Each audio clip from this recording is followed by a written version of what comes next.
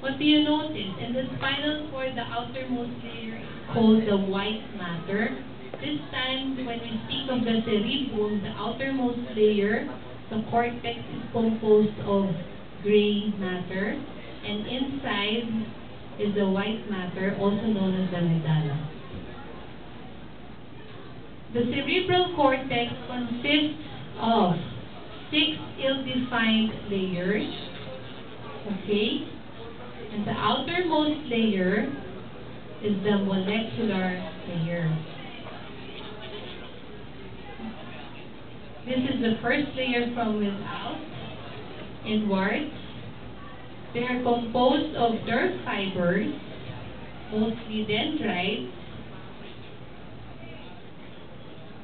and layers 2 to 6 is ill-defined. Meaning to say you cannot delineate one layer from the other.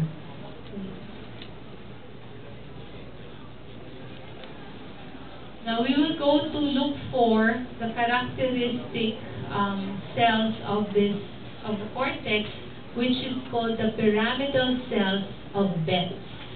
B-E-T-Z, the pyramidal cells of Betz. So from the description itself, it looks pyramidal.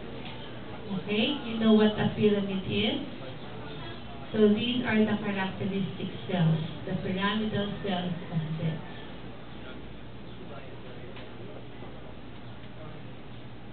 Mahirap mag-focus.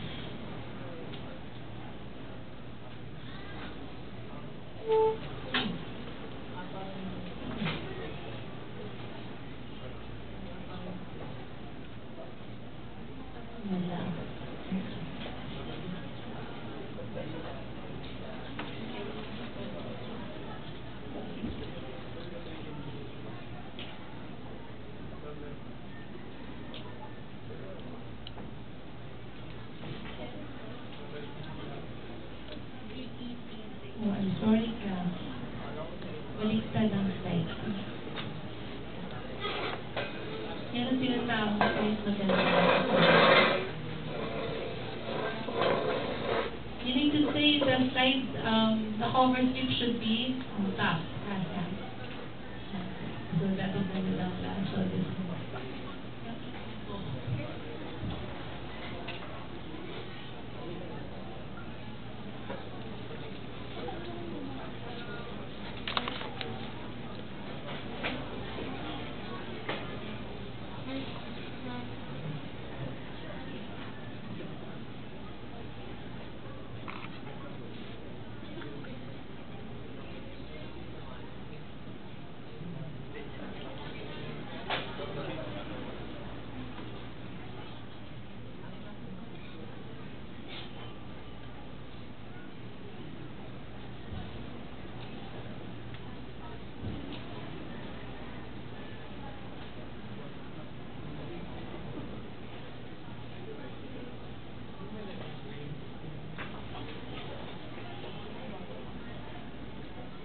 We are looking for a large pyramidal cell.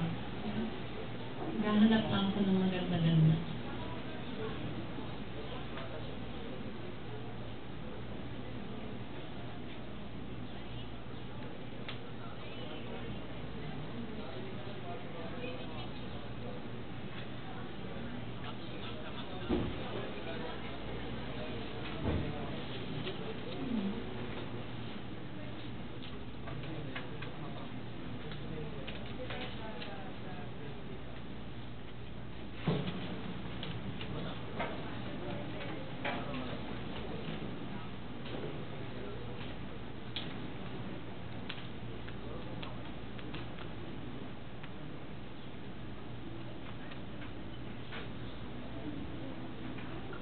Yes, okay.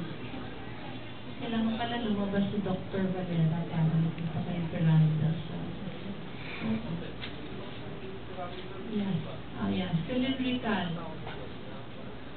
Oh, this one, Cass.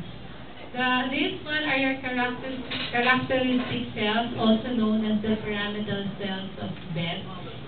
And they are described as large, triangular in shape, with oval, vesicular, and nucleus. Okay, this one. So you look for them, these are the characteristic cells. Now the cerebral medulla that I showed you, which is located in the center, are composed of nerve fibers and neuroglial cells. Now the neuroglial cells are the ones that I talked to you about, yung mga microglia. This one. So this one is the medulla. This one is composed of your nerve fibers, mostly nerve fibers. So I want you to look at them. Tapos na ba kayo sa lecture? Look for the microglia, the astrocytes that I described a while ago. Okay? Sarap yan hanapin. Tapos identify. So this one, what is this one? Okay, what's this one? Nuclear staining. Okay? So next we go to slide number